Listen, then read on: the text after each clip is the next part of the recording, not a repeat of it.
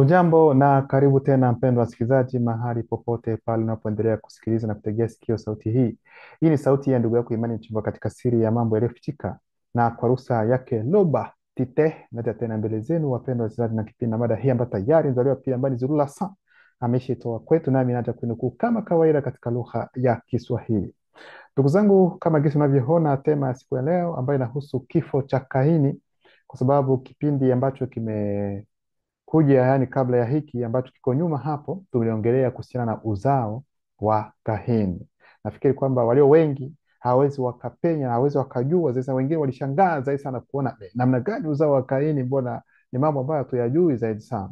Lakini pamoja na hilo, ndugu zangu, mnapoangalia kabisa katika taarifa mbalimbali, hasa mnapoenda katika Biblia ndani ya agano hilo watakaloita agano la kale, hamtaona nafasi ambapo wanasema kwamba Kaini alifariki. Ndiyo aiza? Hapana, haikuandikwa.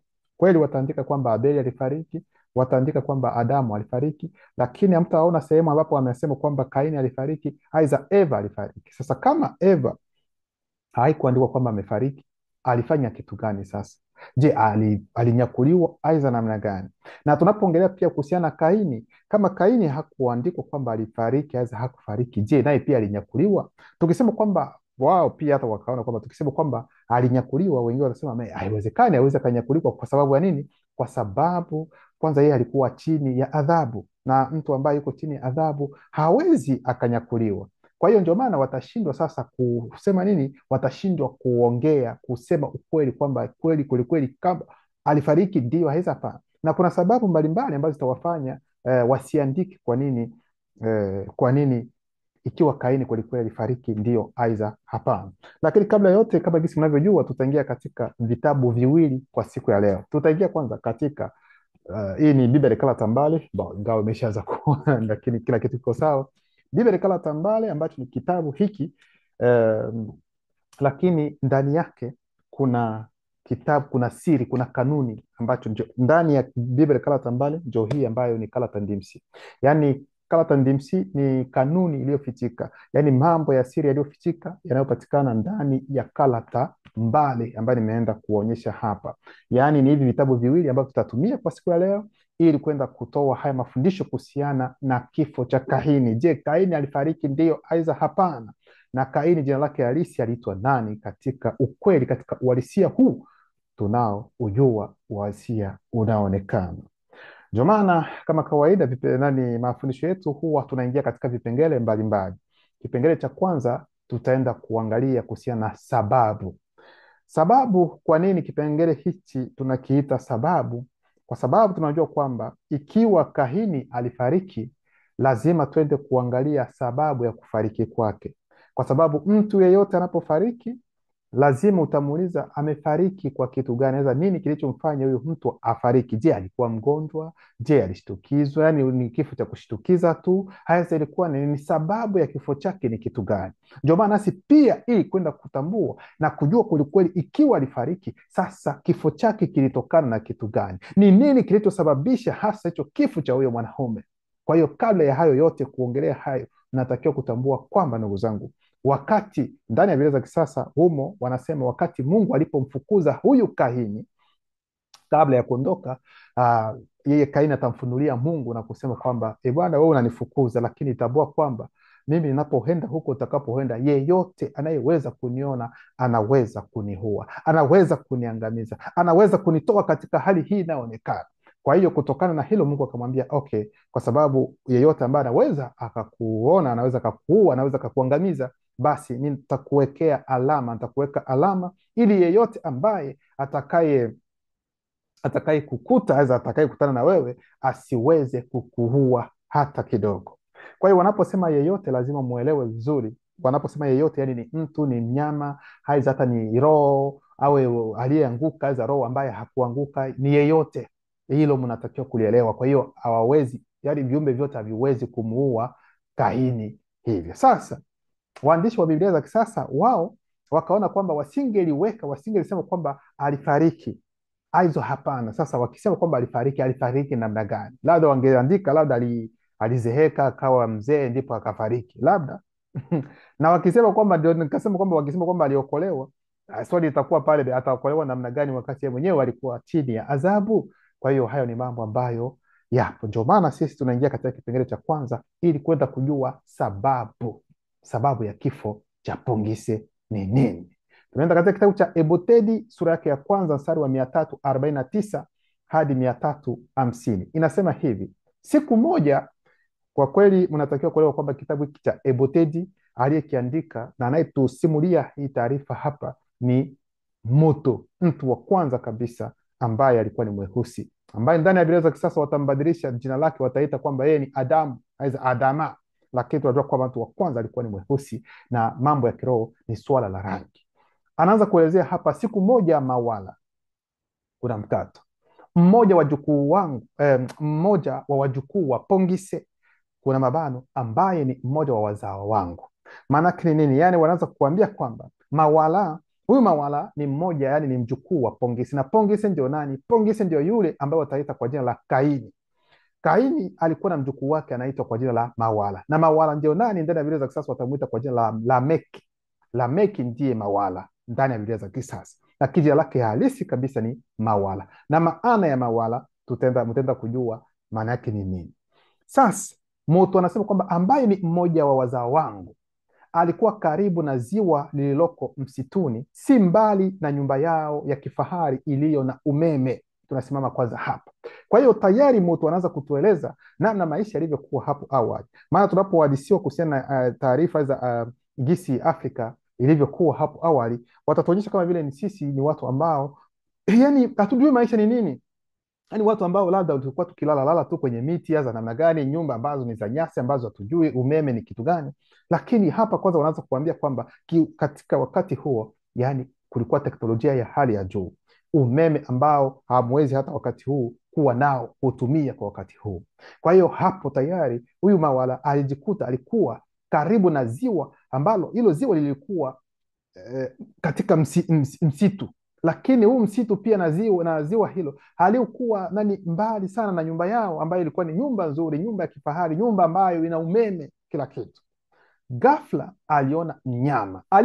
Ni nani? Ni Mawala ambaye ni mjukuu wa Pongise, mamalia ambaye wanaita ngolo, yani mmoja wa mababu wa swala, yani mnyama ambaye nyote mnajua kwa wakati huu mnyama anayeitwa swala, yani swala, yani ni mmoja kati ya mababu wa swala. Mawala aliona huyo mnyama. Sikilizeni kwa makini. Ngolo huyo alijulikana kwa jina la Onjoma. Kwa hiyo wanatueleza kwamba huyo mnyama ambaye Mawala ambaye wataita Lameki aliyemwona wakati kwa umbali alikuwa pembeni, kwa sababu tunajua kwamba wote katika wakati huo watu walikuwa ni familia, tuseme wanyama wote walikuwa wakizungumza lugha moja na usemi mmoja na watu, yani ilikuwa ni familia kwelikweli. Sasa wakati ambapo ngolo huyo ambaye ni mmoja kati ya mababu wa wanyama hawa wanaoitwa swala kwa wakati huu, ambao anaitwa ngolo, jina lake alijulikana kwa jina la Onjoma. Na Onjoma maana yake nini? Maana yake ni kwa sababu ya. Hiyo ndio maana ya Onjoma. Onjoma maana yake ni kwa sababu ya. Ndio maana tunaenda kwenye kipengele cha pili ambacho kinahusu sababu. Maana tuko hapa katika lengo la kwenda kujua kwa nini Pongise alifariki. Ni kitu gani kilichofanya kwamba Pongise apate kufariki? Kwa hiyo hapa tunaendelea katika kitabu cha Ebotedi sura yake ya kwanza mstari wa 349 hadi 350, ambayo tunasema, tunaendelea kusoma tena. Hiki ni kipengele cha kwanza tu. Siku moja Mawala, mmoja wa wajukuu wa Pongise, kuna mabano, ambaye ni mmoja wa wazao wangu, alikuwa karibu na ziwa lililoko msituni, si mbali na nyumba yao ya kifahari iliyo na umeme. Ghafla aliona mnyama, kuna mabano, mamalia, ngolo, kuna mabano, mmoja wa mababu wa swala. Ngolo huyo alijulikana kwa jina la Onjoma, maana yake kwa sababu ya. Kwa hiyo ni kupenda kuonyesha kwamba huyu Onjoma, mnyama huyu ambaye ni mmoja kati ya mababu wa swala, yeye atacheza sana kabisa katika kifo cha Pongise au hapana? Hilo ndio, kwa sababu tuko katika mambo ya kwenda kuchunguza, je, alifariki? Ndiyo. Na kwa nini? Kitu gani ambacho kilisababisha kwamba Pongise apate kufariki? Kwa hiyo mstari ambao unaendelea nasema, Onjoma alipomwona Mawala, kwa sababu Mawala alimuona kwa mbali. Alipoona Mawala, aliinua kichwa chake na kumsalimia kutoka mbali. Kwa hiyo, kwa sababu katika kipindi hicho kulikuwa na heshima, watu walikuwa wakiheshimiana, hata wanyama walikuwa na adabu kwa watu. Kwa hiyo kulikuwa mazungumzo, kulikuwa ule ukaribu, kulikuwa upendo kabisa ambao ulikuwa kati ya wanyama na watu, na hapo wote walikuwa wakizungumza lugha moja. Kwa hiyo wakati ambapo huyo Onjoma ambaye ni mnyama huyo aliposimamisha kichwa akamwona Mawala, akamsalimu Mawala, jambo la kuonyesha kwamba kwelikweli kulikuwa na upendo, tofauti na wakati huu ambapo mtu anaweza kasimama, unaweza ukapita kwa watu wengine wanakutazama hivyo, hata asubuhi, hata kusema jambo wengine wanashinda hata kuongea, lakini hapo awali haikuwa namna hiyo. Kwa hiyo mnyama akaona kwamba ni vema, anamuona Mawala kwa umbali, akamsalimu Mawala. Lakini mwangalie katika hiyo salamu ambayo alimpatia, ni kitu gani ambacho kitakuja, kwa sababu ni hapo ndipo kumeanza chimbuko la namna gani huyu ambaye wataita kwa jina la Kaini, ambaye ni Pongise, ataenda kupatwa na umauti. Sikilizeni kwa makini ndugu zangu. Kwa hiyo Onjoma alipomwona Mawala aliinua kichwa chake na kumsalimu kutoka mbali, lakini mambo yanaanza kuharibika. Lakini kutokana na mlango wa kuingilia aliyokuwa ameufungua hivi karibuni, Mawala, kutokana na konsonanti, yani hiyo ni sauti, tutaenda kueleza ni nini, kuna mabano, ukaribu wa sauti mbili ambazo zinaweza kusababisha mkanganyiko, tunafunga mabano, wa sauti ya Onjoma ambayo ni mnyama iliyosababishwa na upepo mkali. Mawala kisha akaamini kwamba mnyama huyo ambaye ni Onjoma alikuwa amekufuru. Tunasimama hapa, kuna nukta, alafu tunaingia ndani ya nukta yenyewe. Kwa hiyo hapa tayari wanapenda kutuambia kitu gani ndugu zangu? Yaani wanatuambia kwamba kuna mnyama ambaye aliitwa kwa jina la Onjoma. Huyu mnyama Onjoma ni mmoja kati ya mababu wa swala.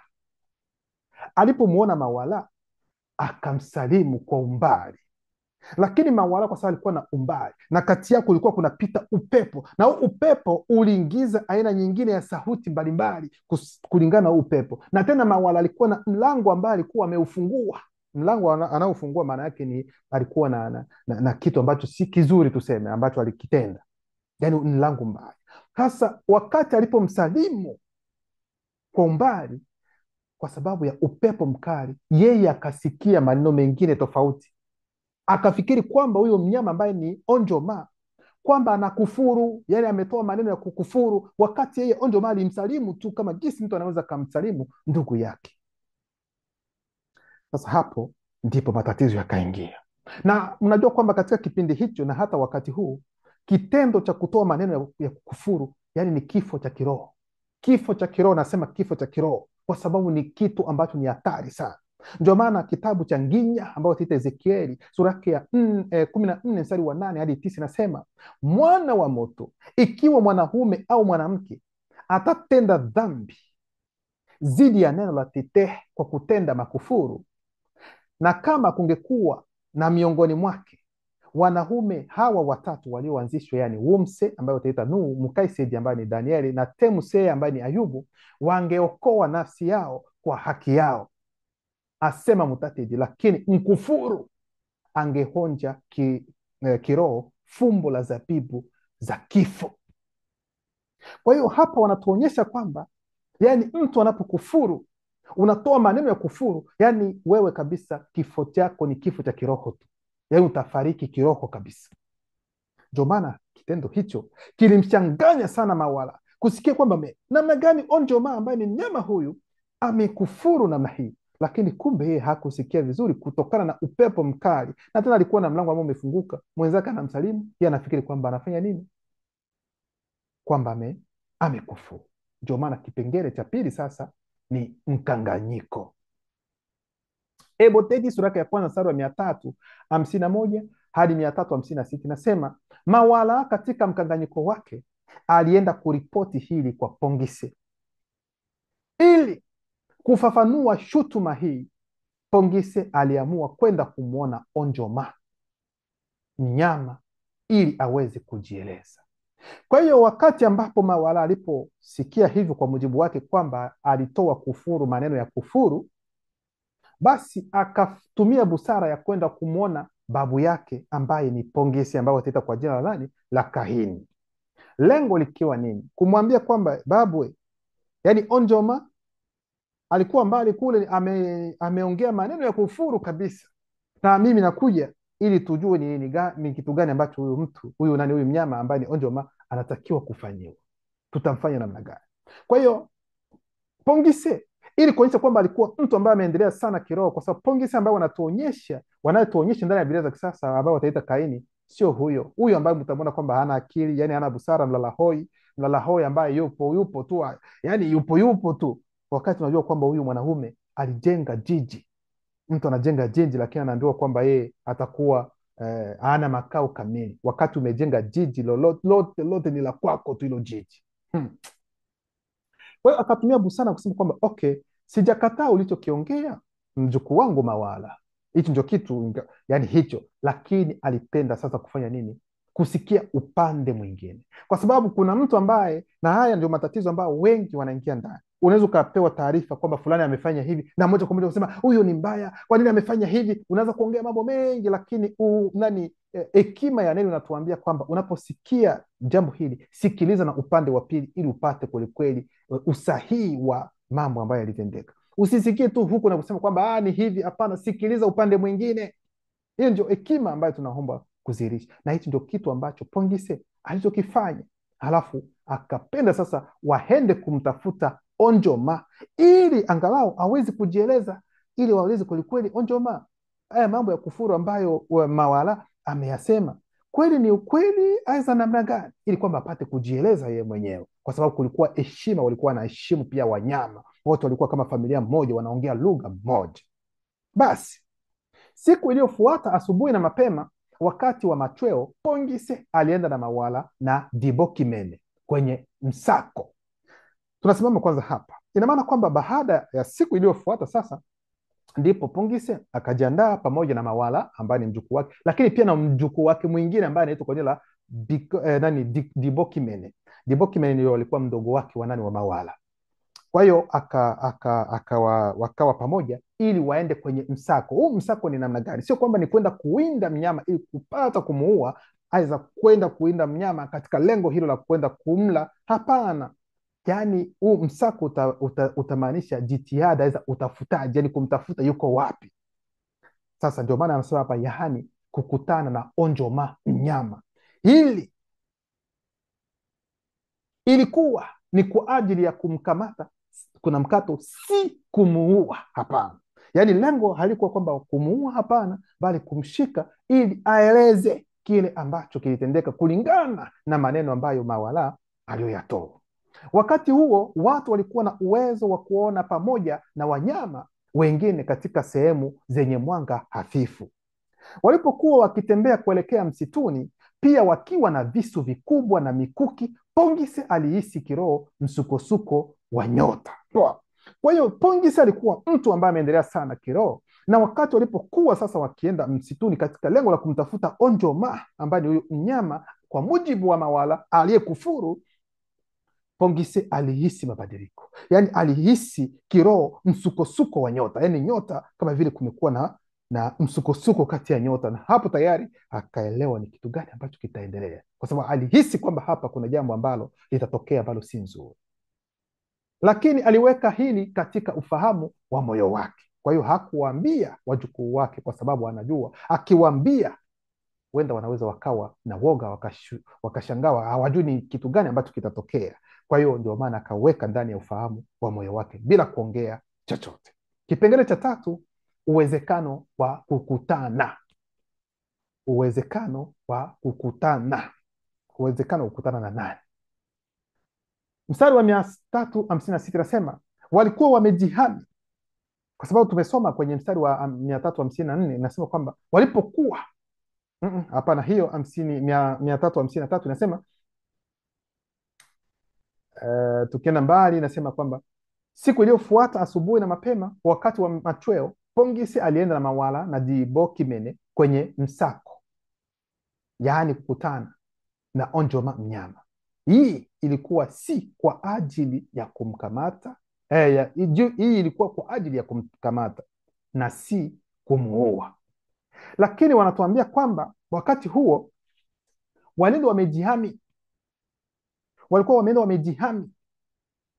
kwa silaha, kwa sababu hata kisu ni silaha pia, meno ni silaha pia, hata makucha ni silaha. Kwa hiyo walikuwa na mishale, walikuwa na visu, walikuwa navyo. Lengo lilikuwa nini? Sasa ikiwa lengo lao lilikuwa kwenda kumshika huyo Onjoma na si kwa lengo la kumuua, sasa kwa nini waende na visu? Kwa nini waende na mikuki? Hizi ni swali ambazo watu wanaweza wakajiuliza. Kwa hiyo lengo litakuwa nini? Lakini jibu lipo, ndugu zangu, na msifikiri kwamba labda ndani ya Karata Ndimsi kunaweza kukawa mkanganyiko wowote. Hapana, mtajua kwa nini walibeba hivi vitu. Walikuwa wamejihami si kwa ajili ya mnyama huyo, bali kwa sababu ya kukutana na watoto wa Njom, joka kubwa, dragon. Kwa hiyo wanawambia kwamba kitendo cha wao kuchukua mapanga, kuchukua mikuki, lengo halikuwa kwamba wafanye hivyo katika lengo la kwenda kumuua, kumwangamiza nani? Kumwangamiza huyo Onjoma. Lakini lengo lilikuwa ni kitu gani? Lengo lilikuwa kwamba wajihami dhidi ya uzao wa Njom. Njom ndio nani? Njom ndiye yule ambaye atakayefanya nini? Ambaye katika kitabu cha Mwanzo sura ya 3, huyo Njom ndio yule nyoka aliyemdanganya mwanamke. Hili ndio jambo ambalo mnatakiwa kulielewa. Yeye ndio atadanganya mwanamke, na ikiwa atadanganya mwanamke, lazima baadaye naye pia alifanya nini? Alifukuzwa. Kwa hiyo huyo alifukuzwa pia, na wakati alipofukuzwa ni kwa sababu ya kitu gani? Alifukuzwa kwa sababu hakutakiwa kuwepo kati ya miongoni ya wanyama pia. Kwa hiyo kulingana na hilo jambo, ndugu zangu, muelewe kwamba Njom alizaa baadaye, alizaa watoto wake, kwa sababu pia alikuwa na mwenza wake ambaye mtaenda kujua hata jina lake. Sasa wazao wake huyu Njom walikuwa wanatisha sana, walikuwa wanatisha, yani kwa sababu walipelekwa sehemu yao ambapo sio sehemu nyingine ambao watu wengine kwamba wanaweza wakafika. Hapa yani ilikuwa ni sehemu ambayo wao wapo. Sasa katika kutembea, inaweza ikatokea kwamba wakakutana na huu uzao wa Njom. Njom maana yake ni nini? Njom maana yake ni sababu, na Onjoma ni sababu ya, kwa sababu ya yani Njom ambaye ni nyoka dragoni wa nchi kavu, ambao walisema kwamba alikuwa mwerevu sana kuliko wanyama wote wa nchi kavu. Jina lake halisi anaitwa Njom, na maana yake ni sababu. Lakini huyo mnyama ambaye walikuwa wakienda kumtafuta anaitwa kwa jina la Onjoma, maana yake ni kwa sababu ya. Basi hilo ndio sababu, aidha hiyo ndio sababu ya yeye kujihami, ya wao kwenda, wakienda na silaha, wakienda na mikuki, wakienda na visu, katika lengo la kujiepusha kwamba wakikutana na uzao wa Njom, basi wakapambana wao kwa wao, wakapambana na huu uzao, kwa sababu hapakuwa kabisa urafiki kati ya wazao wa Njom na watu. Basi kwa hiyo hayo mambo yaliendelea hivyo, wakaenda. Hilo ndio kwa lengo zaidi sana, na ndio maana tatizo ndani ya Biblia za kisasa watakuja kuandika wakati ambapo huyo Kaini alipomwambia Mungu kwamba yeyote ambaye atanikuta anaweza akaniua, Mungu akamweka alama. Sasa huyo yeyote ni nani? Ndio maana Biblia haiwezi kaongea uwazi kuhusiana na hilo. Yeyote ndio nani? Kwa sababu yeyote tunajua kwamba yeyote ni nani, kwa sababu katika kipindi hicho walikuwa watu watatu kwa mujibu wa Biblia za kisasa. Kaini nani? Abeli amekufa, kumebaki yeye Kaini, kumebaki na mama yao ambaye ni Eva, na huyu Adamu, watu watatu. Sasa yeyote ambaye yeyote ni nani tena? Kwa hiyo yeyote huyu ambao waliongea ndani ya Biblia za kisasa bila wao kujua ni uzao wa Njom, ambao yeyote wangelimkuta wangelimuua. Ndio maana kitabu cha Ebutedi sura yake ya 1 mstari wa 273 hadi 274 nasema, wakati huo hakuna mtu aliyekula nyama na hapakuwa na mauaji au mafarakano kati ya wanyama, kwa sababu Njom, nyoka kubwa dragoni, baada ya mwelekeo wake wa kuinama, alifukuzwa nami kutoka katikati ya wanyama. Vivyo hivyo kwa mwenza wake ambaye alikuwa ameridhia kitendo chake. Maana yake ni nini? Kwa sababu yeye Njom huyo nani nyoka nyoka aliyemdanganya, tunajua kwamba shetani mdogo bali mwingie aliyemdanganya mwanamke, yani alikuwa na mwenza wake. Kuhusiana wanyama hatuwezi tukaongea mke, yani kitendo cha kuongea alikuwa na mke wake, yani mke inabaki tu kwa watu, yes, lakini kwa wanyama haitakiwi kuongea mke, hapana. Unaweza ukasema mwenza wake, haina shida. Baadaye Njom, kuna mabano, nyoka huyu mkubwa dragon, tunafunga mabano, aliungana na mwenza wake anayejulikana kwa jina la Jalatane. Jalatane ndio huyu mwenza wa nani, wa nyoka huyu, ambayo itamaanisha chama, muungano, umoja. Yani yeye alifanya kitu kimoja, yani aliungana na mawazo ya mme wake ambaye ni Njom, katika lengo la kwenda kumdanganya na kukubali shetani ili amwingie na kumdanganya mwanamke. Baadaye Njom ambaye ni nyoka huyu kubwa dragon aliungana na mwenza wake anayejulikana kwa jina la Jalatane, ambayo itamaanisha chama, muungano, umoja. Na muungano wa kuungana huko ulizaa mbomu wa kwanza mabano, ambao baadaye wengi wataita Titanoboa, nyoka boa, chatu, anakonda na mengine mengi. Kwa hiyo wanaanza kuonyesha kwanza uzao wa huyo nyoka wa kitabu cha Mwanzo sura ya 3, yaani uzao wake kwa wakati ambao utakuja utaitwa namna gani. Kwa wakati huu ndio mtasikia watu wanasema chatu, hawa watu wanaongea anakonda, wengine wanasema kwamba Titanoboa. Hawa wote ni watoto wa huyo nyoka wa kwanza, alikuwa wa kwanza na ambaye mdanganya mwanamke. Na hawa wazao tuko nao hadi muda huu, wazao wa huyo nyoka tunao wakati huu. Na hao wazao wake ni akina nani hasa? Njom, nyoka kubwa dragon, alikuwa pia babu wa nyoka wasio na miguu, wasio na sumu, na nyoka wenye sumu. Yaani nyoka yeyote ambayo tunaona kwamba ana sumu, hana sumu, lakini hana miguu, yani mjue kwamba babu yao ni huyo Njom, yani nyoka aliyewadanganya, aliyemdanganya mwanamke baada ya kukubali shetani mdogo apate kumwingia ili aende kufanya hivi. Kwa hiyo nyoka yeyote yule ambaye unaona kwamba anajibutu, kwa sababu kuna nyoka wengine ambao wana miguu, mwelewe hivi, yaani kuna nyoka wengine ambao wana miguu, mnaweza mkawaona wako nani, unaweza yaani ni aina zingine za nyoka tu, lakini ambazo zina miguu. Sio hao sio wale ambao walipewa laana hii, lakini yeyote ambao tunaona kwamba hana miguu, hata awe kwamba ana sumu, asiwe na sumu, yani ujue kwamba uzao wake, yani babu yao ndiye huyu nyoka wa kwanza aliyefanya nini, aliyemdanganya mwanamke. Yani shetani alimdanganya mwanamke kupitia huyo nyoka. Basi huo ndio uzao ambao ulikuwa unatisha sana, na kipindi hicho kama jinsi Muledi anatuambia kwamba walikuwa ni majito, sio kama anakonda kama unaona hata katika filamu hizo. Hicho sio kitu. Titanoboa, andikeni Titanoboa muone jinsi wanavyowakilisha Titanoboa tu kuwakilisha, lakini sio uhalisia wenyewe, lakini uone jinsi nyoka huyu anavyotisha. Sasa useme kipindi hicho kabla ya hawa ambao wanachorachora kwa namna hii ilikuwa ni kitu kingine.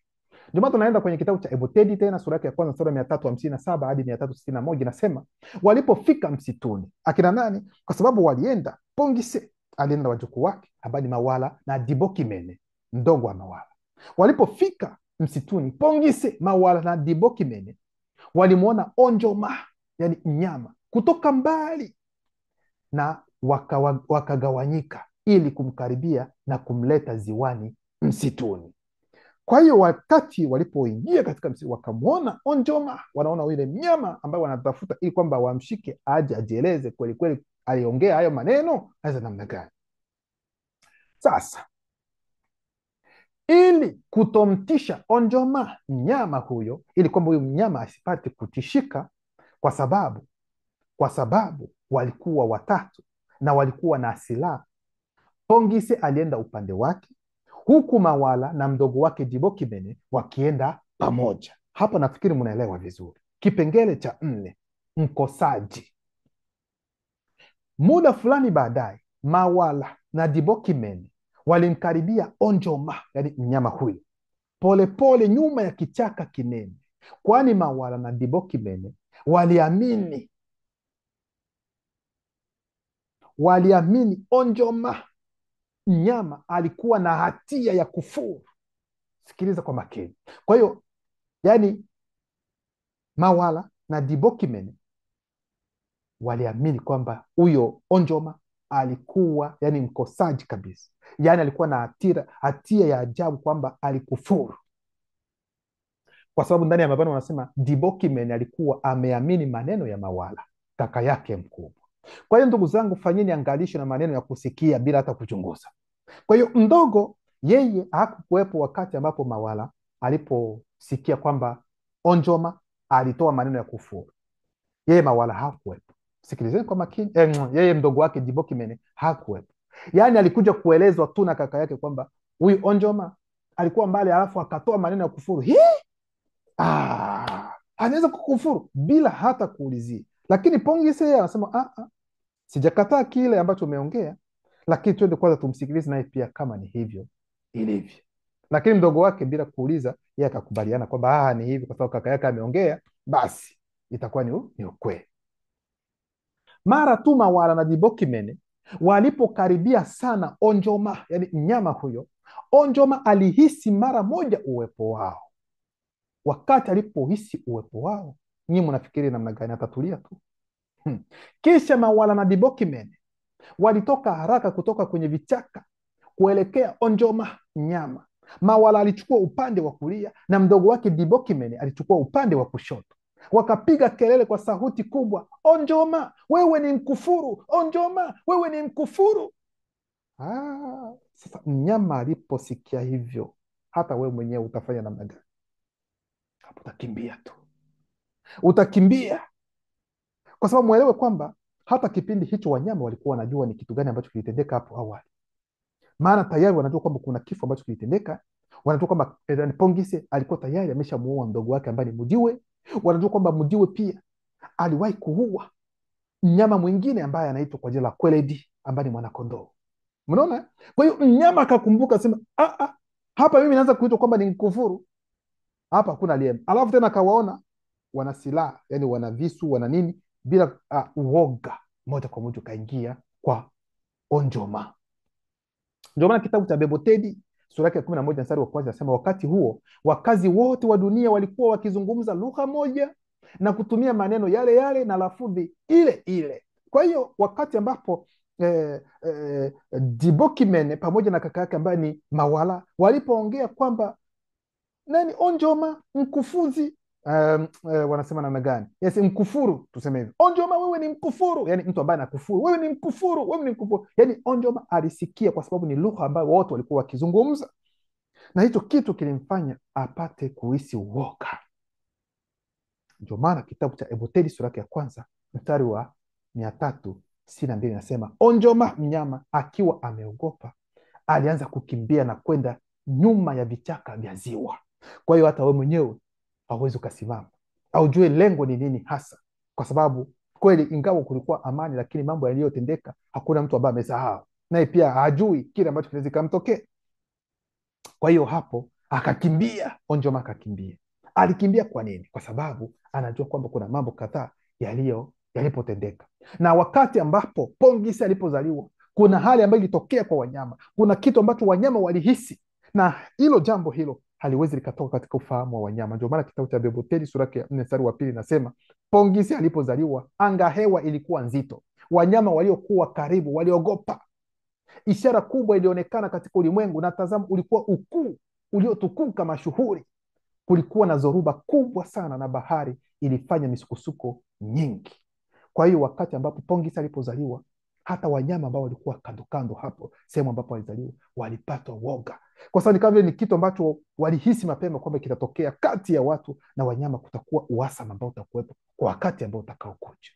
Ndio maana kitabu cha Eboteli sura ya kwanza mstari wa 363 hadi 373 nasema, muda mfupi baadaye Mawala na Dibokimene pia walifika ziwani. Kwa hiyo wakati walipoona kwamba huyo Onjoma mnyama amekimbia, nao pia wakaenda sasa kumfuatilia ili kujua ni wapi, nao pia wakafika ziwani. Dibokimene alienda kutazama nyuma ya vichaka vya ziwa karibu na mti mkubwa wa hembe, na ghafla akasikia nyayo zikija kuelekea Mawala.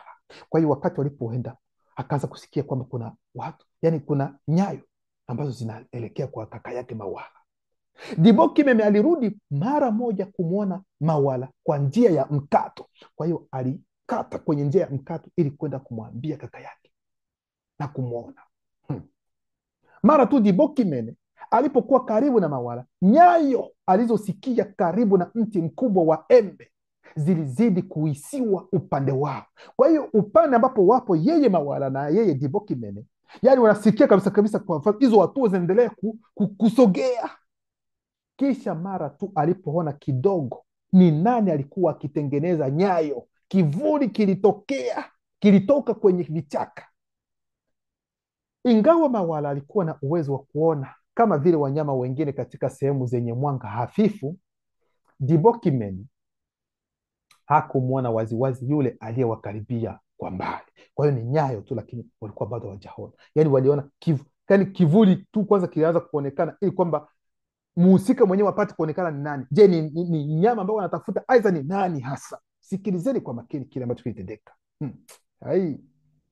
Ghafla Dibokimeni, kaka mdogo, alizungumza na Mawala kwa upole. Ni Onjoma, ni Onjoma. Yani ni mnyama mkufuru, yani ni Onjoma.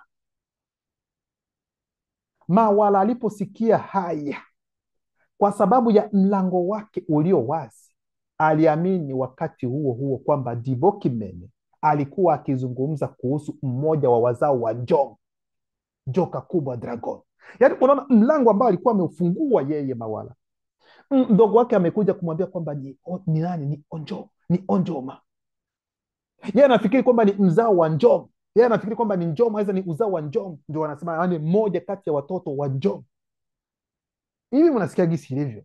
Yeye wakati ambapo mdogo wake amwambia ni Onjoma, yani mnyama ambao wanatafuta, yeye Mawala akasikia katika ufahamu wake kwamba mdogo wake anamwambia kwamba ni mmoja wa wazao wa Njom.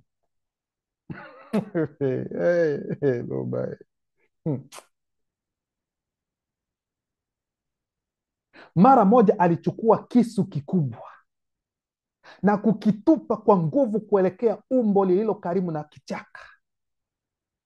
Kisha kelele kubwa na fujo kubwa zilisikika. Roho wa haki, roho wa kisasi na roho wa kifo walikuwepo. Kisha mara moja roho wa toba akatokea, ambaye alimkubali Pongise. Tunasimama hapa alafu tunaingia ndani.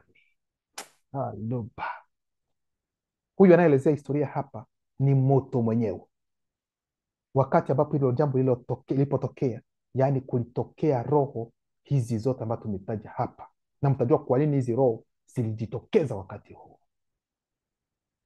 Kuna roho wa haki ambaye alikuwepo. Kwa hiyo wakati alipochukua kisu anatupa, akiwa katika mafikira kwanza, labda ni mmoja kati ya uzao wa Njom ambaye amepiga, kumbe kuja kuangalia alikuwa amemuua babu yake. Yaani babu yako ambaye ni Pongise ndiye aliyemuua, yaani alimuua babu yake kwa kupiga kisu, akifikiri kwamba labda anapiga mmoja kati ya wazao wa Njom. Hivi mnasikia? Sijui kama mnapenya vizuri. Lakini sasa wakati ambapo amefanya hicho kitendo, yeye hataona, lakini anayezungumza hapa na aliyeona ni moto, kwa sababu moto naye pia ni roho wa mwisho kuhumbwa. Aliona kulikuwa roho wa haki. Haki kwa kitu gani? Haki kwa sababu mnajua kwamba nyote mnajua kwamba anayeua kwa upanga lazima naye pia atafariki kwa upanga. Hivi mnaelewa vizuri? Yeyote ambaye anamuua mwenzake kwa upanga ajue kwamba yeye pia atafariki kwa upanga. Hilo limeandikwa na ni hivyo. Kwa hiyo Pongise ambaye utaita Kaini alimuua mdogo wake pia kwa panga, naye pia amefariki hapa kwa panga. Ndio maana roho wa haki atakuwepo, ili kwamba ile haki ipate kutendeka, kwa sababu naye pia alimuua mdogo wake ambaye ni Mudiwe. Kwa hiyo roho wa haki anakuwepo. Roho wa kisasi alikuwepo, kwa sababu lazima kilipizwe, kwa sababu haki ni kisasi na kisasi ni haki. Kwa wale wasiojua, nawaambia leo kwamba haki ni kisasi na kisasi ni haki. Ndio maana mtu anapotenda kosa,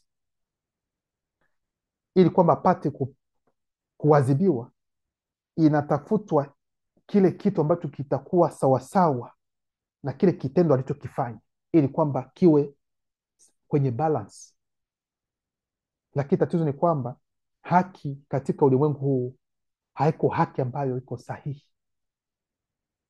Mtu amemuua mtu kimakusudi, yeye anaenda kufungwa kifungo cha miaka yote jela, Hiyo sio haki.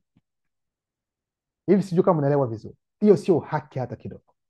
Maana huyo mfungwa ambaye atafungwa ataenda kufungwa, hata kama ni kifungo cha miaka yote jela, atakula humo, atacheka na wafungwa wenzake. Kuna wakati labda watacheza, watafanya mambo mengine, lakini yule ambaye amefariki ameenda na maji, hali tena, hachezi, kila kitu kimeisha kwake. Lakini yule ambaye ameua, yeye bado angali. Kwa hiyo kikawaida, mtu anayetoa uhai wa mtu kimakusudi, huyo mtu naye pia haki yake ya kuishi imetoweka. Hii ndio sheria ya kiroho, hii ndio haki kulingana na kiroho. Ukimuua mtu kimakusudi, nawe pia hautakiwi kuwepo, unatakiwa kuwawa. Hilo ndio jambo ambalo lipo. Sijui kama naona, hii ndio haki, hiyo ndio haki. Umembaka mtoto, umembaka mwanamke, na we pia sehemu yako ya siri inakatwa, tuone kama utabaki mwingine naye. Hivyo ndivyo ilivyo, hiyo ndio haki. Alafu unafungwa tena. Kwa hiyo hapo kulikuwa roho. Lakini sasa tunaposema kisasi ni haki na haki ni kisasi, unatakiwa sasa kuelewa sasa, ingawa inatakiwa sasa kuwekwa kila jambo na nafasi yake. Kwa mfano, wewe unaweza ukachokoza mtu, umeenda kupigwa huku, alafu nao pia wamekuja, alafu tena wewe unaenda kurudisha kwamba nafanya kisasi. No, hicho ni kitu kingine. Lakini haki ni kisasi, kisasi ni haki. Jamani, watasema kwamba sheria ya Musa, jino kwa jino, jicho kwa jicho, kwamba haya mambo yote yameisha. Hayo mambo yapo ndani ya kiroho, jicho kwa jicho, jino kwa jino. Leo wewe unamuua mwenzangu kimakusudi, na unatakiwa kuuawa hivyo hivyo. Hauna haki ya kuishi, maana hicho kiumbe ambacho umekiondoa sio wewe ndio ulikipatia pumzi kipate kuwepo. Pumzi ya kila mtu haiendi bure, haiendi bure. Wakati tunapoongelea kuhusiana na haki, watu wanatakiwa kujua haki ni nini, na ni mzaliwa wa pili ambaye amekuja Zurula 100 ndio ametuonyesha haki ni nini. Hatukuwa tunajua haki ni kitu gani, tunaongea haki tu. Haki ni kisasi. Unapofanya kosa wanaangalia, utafungwa kifungo cha miaka 7 kulingana na kile kitendo ulichokifanya, ili angalau kifanani, kiendani, kiwe kitu kimoja, kwa sababu ni kisasi, unalipiza. Basi hizo roho zilikuwepo, lakini pia kuna roho wa toba aliyetokea moja kwa moja, ambaye alimkubali Pongise, na maana kwamba Pongise alisamehewa, kwa sababu naye pia, yani malipo ni hapa hapa. Gisi alivyoua mwenzake, naye pia akauawa, inakuwa 0-0, zinaenda moja moja.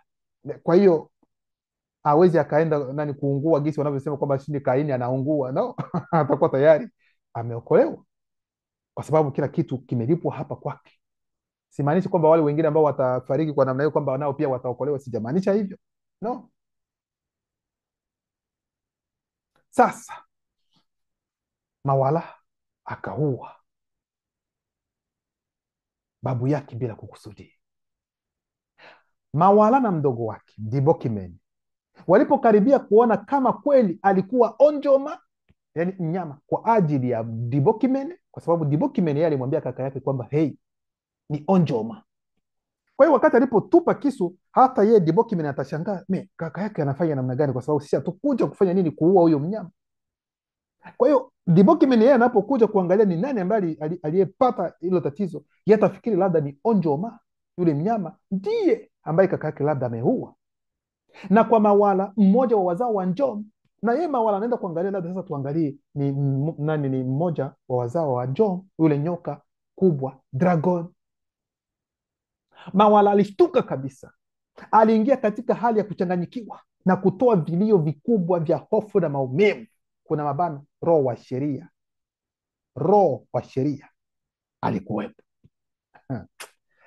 Hapo ndipo wakati alipoona akasema ya, alitoa vilio, kwa sababu kile alichofikiri kwamba amefanya kwamba ni tofauti. Mawala aliamini, kuna mabano, wakati huo Yahani alikuwa akimfikiria kwanza onjoma, na kisha pili uzao wa Njom. Yani wakati ambapo alipewa taarifa na mdogo wake, yani vitu vyote vilienda hapo, na ndio maana akaingia katika mkanganyiko.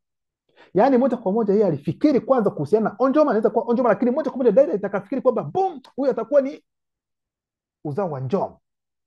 Yani tayari ameshazirisha vitu viwili ndani mwake. na ndio maana hapo jina lake linatimia kabisa, kwa sababu mawala maana yake ni mitala. Yaani vitu viwili ni mitala, na mitala ni zaidi ya mwanamke mmoja, yaani zaidi ya mwanamke mmoja, hiyo ni mitala. Yaani jina la mawala maana yake ni mitala, hiyo ndio maana yake. Yaani tuseme mawala ndiye mwanaume wa kwanza katika dunia hii kuwa na mitala. Sijui kama unaelewa hivi, tutaenda polepole. Mawala aliamini wakati huo Yohani alikuwa akimfikiria kwanza Onjoma na kisha pili uzao wa Njoma, joka kubwa dragon. Tunafunga mabano kwamba alikuwa amemlenga mmoja wa wazao wa Njoma, joka kubwa dragon, kwa neno la mdogo wake Dibokimene kwenye kichaka. Ndio maana kipengele cha 5, kifo cha Pongise, ambacho ataita Kahini, na hiyo ndio tema ya siku ya leo. Lakini kwa kweli alikuwa amemuua babu yake Pongise bila kukusudia, kwa kisu kikubwa. Kwa hiyo Kaini alifariki, ambao wataita Kaini. Sisi katika jina lake halisi ni Pongise. Alifariki kwa mkono wa mmoja kati ya wajukuu wake, lakini hakumuua kimakusudi, kwa sababu hakuna mtu ambaye angelimuua kimakusudi, maana aliwekewa alama ambayo hakuna mtu ambaye anaweza kumuua kimakusudi. Kwa hiyo kifo cha Pongise sio mpango wa shetani mlima Bobe, hapana, maana kuna matukio ya asili yanayohusiana na anguko ambayo hata shetani mwenyewe hawezi kudhibiti hayo matukio. Hivi sijui kama unaelewa hayo. Ndio maana kitabu cha Bebotedi sura ya 4 mstari wa 35 nasema, kisha Mutatedi akaweka juu ya Pongise muhuri wa ajabu unaojulikana na Roho, ili yeyote aliyeanguka, mnyama mkali au mtu yeyote aliyetakiwa kuzaliwa katika siku zijazo, ambaye atakuja kumpata asiwezi kumzuru kwa hiari. Kwa hiyo ndio maana ndani ya Biblia za kisasa watasema kwamba Mungu alimwekea alama ili kila mtu yeyote yule asipate kumuua. Lakini katika uhalisia ni kwamba asimuue kwa hiari. Kwa hiyo mjukuu wake alimuua, ni kweli, lakini hakumuua kwa hiari, kwa sababu angelimuua kwa hiari haya maneno ya Mutatedi yasingelitimia, angelikuwa labda ni Mungu, na hilo ni jambo ambalo haliwezekana. Tunaenda kitabu cha Ebotedi sura ya 1 mstari wa 374 hadi 385. Wakati wa kifo cha Pongise, wakati wa kifo cha kimwili cha Pongise, ina maana kwamba aliokolewa. Unapokufa kimwili, yani kiroho uko hai.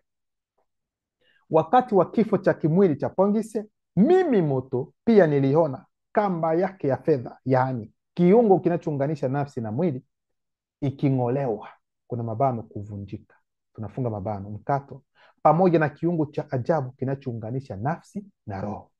Mara tu kamba ya fedha ilipong'olewa, ilijitenga mara moja na mwili. Wakati huo huo niliona chombo cha dhahabu kikivunjika. Hii inaashiria utengano kamili kati ya nafsi na mwili. Pia niliona jinsi ndoo, kuna mabano, kiungo, njia ya ajabu, tunafunga mabano, ilivyovunjika juu ya chemchemi, tunafungua mabano, kiungo cha utangulizi wa nafsi katika uwepo, tunafunga mabano, ambacho kina kusudi lake ni utengano kati ya nafsi na roho. Hivi ndivyo nafsi na roho ya Pongise ilivyoacha mwili wake wa kimwili.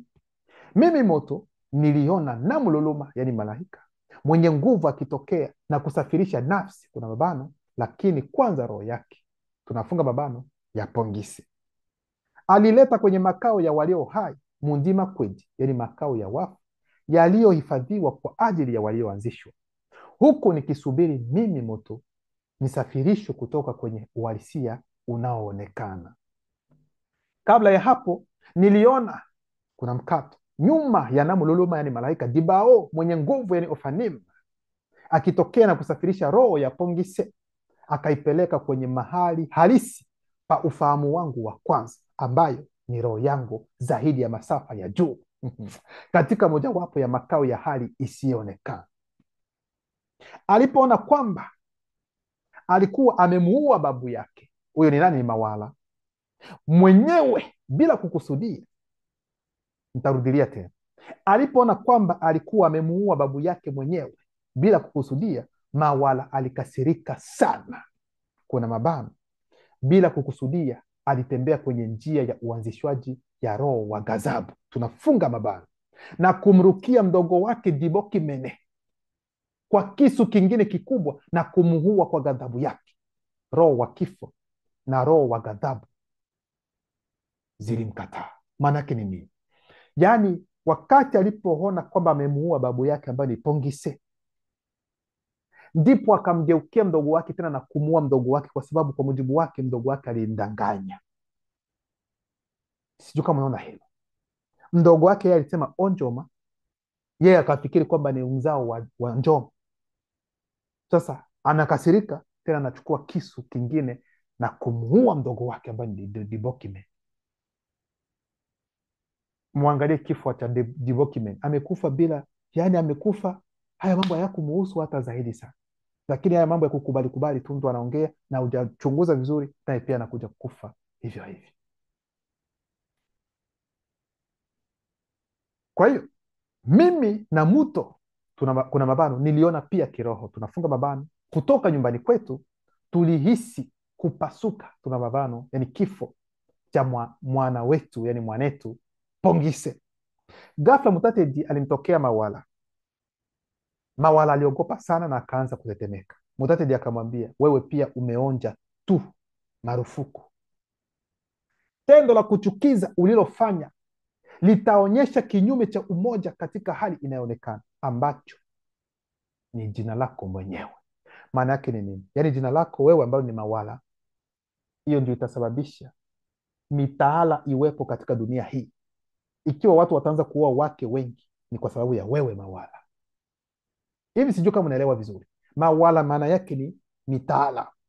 Kwa hiyo mtu wa kwanza kabisa kuanza mambo ya mitaala alikuwa muuaji. Aliua watu hawa wawili, aliua babu yake akaua na mdogo wake, na kitendo hicho cha kuua babu yake na mdogo wake ndicho kilichomfanya awe na mitaala, ili aoe wake wawili, ambaye mmoja atamfariji kwa upande wa namna alivyomuua babu yake na mwingine amfariji kwa upande wa namna alivyomuua mdogo wake. Hiyo ndio sababu ya Mawala kuoa wanawake wawili.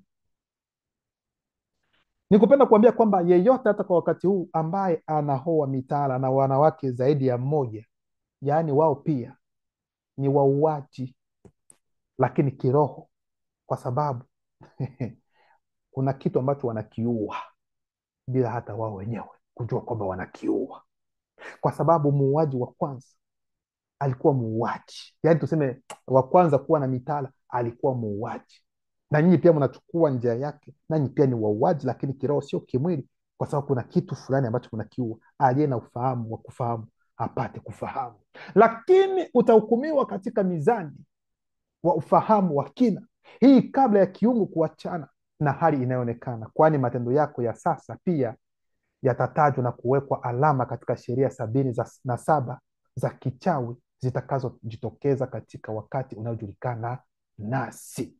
Kwa hiyo kwa kweli yule ambaye mtaita Kaini alifariki kabisa, alikufa, lakini alikufa ni mjukuu wake ndiye aliyemuua bila kukusudia, kwa kumchoma kisu, akifikiri kwamba anaua mmoja kati ya uzao wa Njom, nyoka wa Mwanzo sura yake ya 3. Kwa hiyo hicho ndio kitu ambacho kipo. Historia hii hamwezi mkaipata sehemu yoyote nyingine tofauti na katika ukweli huu. Ndio maana tunawaambia kwamba, ndugu zangu, msiwe na woga, msiwe na wasiwasi. Hapa ndio mnapata uhalisia wa mambo kama gisi yalivyokuwa. Historia hii kama kawaida ilitendeka kwetu Afrika bara, kwa sababu historia zote ambazo zimo ndani ya Biblia ni historia za watu weusi ambazo zilitendeka katika bara lenyewe kipenzi. Ndio hayo ndugu zangu, Luba anaendelea kujitukuza.